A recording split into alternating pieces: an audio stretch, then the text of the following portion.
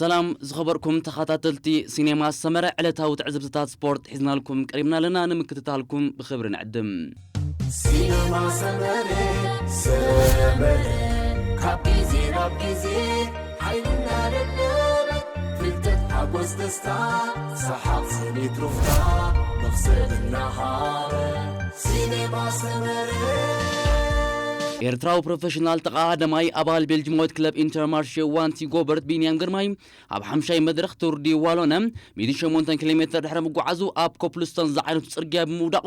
ነቲ ዘካይዶ ዝነበረ ውድድር ከቋርጾ ተገዲዱ እዩ ድሕሪ ዝወፀ ዜና ከም ዝሕብሮ ግን ቢንያም እቲ ዘጋጠሞ ማህረምቲ ፎኩስ ከም ዝኾነ ክለቡ ኢንተርማርሼ ዋንቲ ጎበርት ሓቢራ ቢንያም ኣብ ቱርዲ ዋሎነ ብፍሉይ ቅድስ ተሰርሐት ካስኮ ወዲዩ ኣብ 4 መድረኻት ተሳቲፉ ምስጢር ናይ ዝሓዳስ ካስኮ እንታይ ኮን ይኸውን ምስጢር ሓዳስ ካስኮ ቢንያም ኮሜዳዊት መልክዕ ዝሓዘት እያ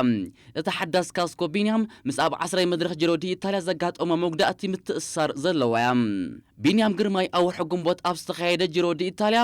ኣብ 10 መድረኽ ናይቲ ውድድር ቀዳማይ ደረጃ ብምሓዙ ቀዳማይ ጸሊም ኣፍሪቃዊ ኣብ ናይ ግራንድ ቱር ውድድር ዝተዓወተ ዝብል ታሪኽ ኣጽሒፉ እዩ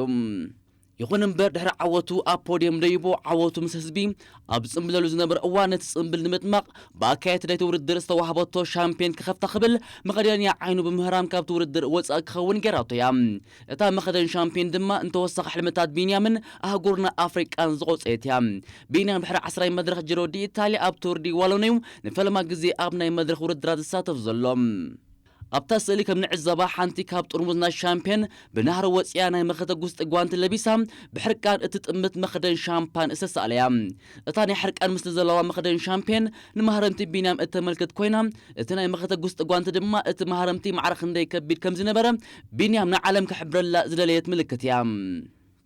ካብ ዜናታት ቢንያም ግርማይ ከወፃና ቢንያም ከምቲ ኣቀዲሙ ዝተጠቕሰ ኣብ 50 መድረኽ ኢቲያስ ቱር ዲ ዋሎነ ብዘጋጠሞ ሓደጋ መውደቕቲ ካብቲ ውድድር ከም ዝተኣልየ ዝፍለጥ እዩ ሓካይም ክለቡ ዋላ እኳ ድሕሪ ውድድር ማህረምቲ ፎኩስ ምዃኑ እንተሓበሩ ኣብቲ ዝመፅእ 30 ሓምለ ዝፍልም ቱር ዲ ፖላንድ ከም ዘይሳተፍ ግን ተረጋጊጹሎ ቢንያም ከምቲ ድሕሪ መውደቕቲ 10 መድረኽ ጅሮ ዲ ኢታልያ ናብ ሃገሩ ተመሊሱ ናይ ዕረፍቲ ግዜ ዝወስድ ሕጂ እውን ኣብዞም ዝቐፅሉ መዓልታት ናብ ሃገሩ እንተወሰኺ ዕረፍቲ ክምለስ ምዃኑ ክለቡ ኣፍሊጣላ ድሕሪ ቱር ዲ ዋሎነን ቱር ዲ ፖላንድን ግራንድ ፕሪክስ ሞንትሪያልን ግራንድ ፕሪክስ ኩቤካን ዝኣመሰሉ ውድድራት እኳ ኣብ ሰሌዳ ቢንያም እንተሃለዉ ኣበናይ ውድድር ከም ዝምለስ ግን ዛጌት ኣይተሓበረን ዘሎ ቢንያም ደጊምና ምስ ሙሉእ ጥዕናኻ ተመለሰና ንብለካ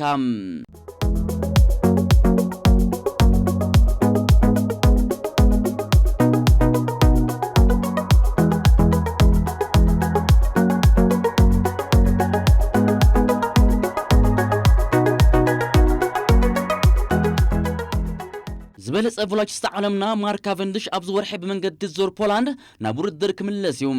ሃገራዊ ሻምፒዮን ጽርግያ ብሪጣንያ ዝኾነ ካቨንዲሽ ኣብቲ ካብ 30 ሓምለ ክሳብ 5 ነሓሰ ዝካየድ ዞር ፖላንድ ንኩዊክ ስቴፕ ኣልፋ ቪኒ መሪሒ ውድድራቱ ከሰላስል ወዲ 37 ዓመት ማርክ ካቨንዲሽ ኣብ ቱር ዲ ፍራንስ ቦትኡ ብፋቢዮ ጃኮብሰን ኣብ ርእሲ ምምንጣሉ በታ ብፓትሪክ ላቨር እትእለጋንታውን ናይ 2023 ውዕሉ ከም ዝሕደሰሉ ምሕባራ ዝፍለጥ እዩ ካቨንዲሽ ድሕሪ ጅሮ ዲ ኢታልያ ንፈለማ ግዜ ማልያ ኩዊክ ስቴፕ ቦዲ ኣብ ቱር ዲ ፖላንድ ክሳተፍ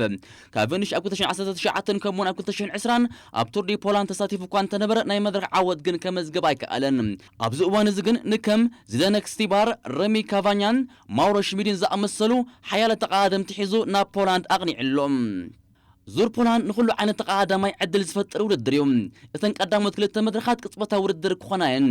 ኣብዚ ማርክ ካቨንዲሽ ንጽቡቕ ውፅኢታት ክቀለስ ድሉ ኮይኑሎ በርት ዝደነክን ጆሴፍን ኣብኡ ክድግፍዎ መደብ ተዋሂቦም ኣሎ ሳልሳይ መድረኽ ከምቲ ናይ ዝሓለፈ ዓመት ምስ 1.5 ኪሎ ሜትር ዝቁመት ቁልቁል ዝዓቐን ውድድር ኮይኑ ንደረጃታት ዳግማይ ዝቕይር ኮይኑ ማውሪን ኣብቲ ምትሕዋዝ ክህልው ይኽእሉ እዮም ይብል ጌርት ቫን ቦን ስፖርቲንግ ዳይሬክተር ኩዊክ ስቴፕ ኣልበሲን እታ ቤልጅማዊት ጋንታ ነቶም ብቅጽበታዊ ውድድር ዘይዛዘሙ መድረኻት እውን ንምዕዋድ ለውጢ ከም ዘላዩ ጌርት ቫን ቦን ወሲኹ ዝገልጽ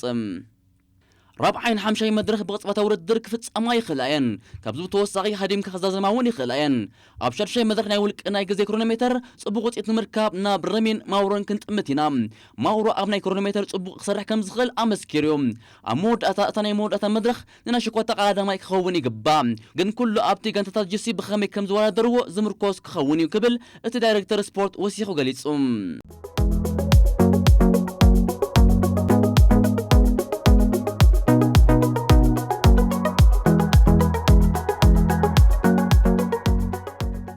ተዓዋቲ ቱር ደ ፍራንስ ጆናስ ቪንጌጋርድ ድሕሪ በ24 ሓምለ ኣብ ፓሪስ ዘመዝገቦ ታሪኻዊ ዓወት ናብ ሃገሩ ዴንማርክ ምስ ተመልሰ ብርክት ዝበሉ ተዓዘብቲ ብድሙቕ ኣቀባብላ ተቐቢሎሞም ኣብቲ ኣጋጣሚ ብ10ታት ኣሽሓት ዝግመቱ ዴንማርካውያን ድማ ቪንጌጋርድ ኣብቲ ቅድሚ ወርሒ ቱር ደ ፍራንስ ንምዕዋት ዝጀመረሉ ኣደባባይ ተረኺቦም ነቲ ብመንገዲ ቪንጌጋርድ ድሕሪ 1996 ዝረኸቡ ዓወት ጸንቢሎም ናይ ሎሚ ዓመት ቱር ደ ፍራንስ ካብ ኮፐንሃገን ከም ዝፈልመ ዝዝከር ኮይኑ ኣብተን ቀዳሞ 3 መድረኻት እቲ ውድድር ኣብቲ ሃገር ኣብ ዝተኻየደለን ብብዝሒ ዝረኸቡ ኣፍቀርቲ ቅድድም ብሽክለታ ክብረ ወሰን ሲሮም እዮም ቪንጌጋርድ ንዘትሮንግ ዝተባህለት ማዕከን ዜና ሃገር ኣብ ዝሃቦ መግለጺ ነፍሲ ወከፍ መዓልቲ ከቢድ ነይሩ ብሓፈሻ ቁልጡፍን ከቢድን ቱር ነይሩ ተዓዊትካ ምህላውካ ንምእማኑ ዘጸግም ነገር እዩ ነቲ ውድድር ኣብ ቲቪ ምርኣይ ዘዘናግዕ ነይሩ ክኸውን ይኽእል ክብል ድማ ንክብረት ናይቲ ውድድር ገሊጹ ናብ ሃገሩ ዴንማርክ ብናይ ውልቅ ነፋሪት ዝተጓዓዘ ናይ ቀረባ ተዓዋቲ ቱር ደ ፍራንስ ቪንጌጋርድ ናብቲ ሃገር ኣብ ዝኣተወሉ ዝተፈላለዩ ዓበይቲ ሰባት ናይቲ ሃገር እዮም ተቐቢሎሞም ቪንጌጋርድ ብሓሙስ እውን ኣብ መበቆል ዓዱ ሰፊሕ ናይ ምቕባል ጽምብል ተኻይድሉ ቪንጌጋርድ ኣብ ዝቕጽል ኣበናይ ውድድር ከም ዝሳተፍ ዛጌጥ ኣይተፈልጠን ዘሎ ይኹን እምበር ኣብ ቀጻሊ ኣብ ዝካየዱ ናይ ክላሲክ ውድድራት ክሳተፍ ትጽቢት ይግበረሉ عباي انجليزاوي كلب إنيوس غرينايدرز أبلع التقادماي أبال يامبو فيزما سلوفانياوي بريموز روغليتش تقدسنا تحضير كم زلا تقليصهم روغليتش ولا كوا أبي يامبو فيزما نوح عمتا تطنحو على انتحلو وتعواتي تور دو فرانس فينجيغارد أبتدي مركوت غانتا تصلاو تراي تصاود مهلاوغن روغليتش مسكال غانتا خوينو نتناي معوات حلمو دقيمو نمبربار كابتا غانتا كي واتس كم زي ترفيهم أبقدر مشكلة أفلط أزلو وغناز زقلصهم بريموز روغليتش أب حمشاي مدرك تور دي فرانس بزقات مورقتي وردرو خمزة قارات أزفلت يوم روغليتش أفولتا اسبانيا نربعي تخاطا الجزيرة معوات أبتور الدرك الساتف مخانو أقدم وكا تحبيرون تنبرا بتي أب حمشاي مدرك زقات مورقتي أبتور الدر مستطافو أطارات آري كوينو اللوم مباركة زخبركم تخطاتل السينما استمر على تو تعزب تاو سبورت أبدن فتسم أبقى تسألك سخم نراخب سلام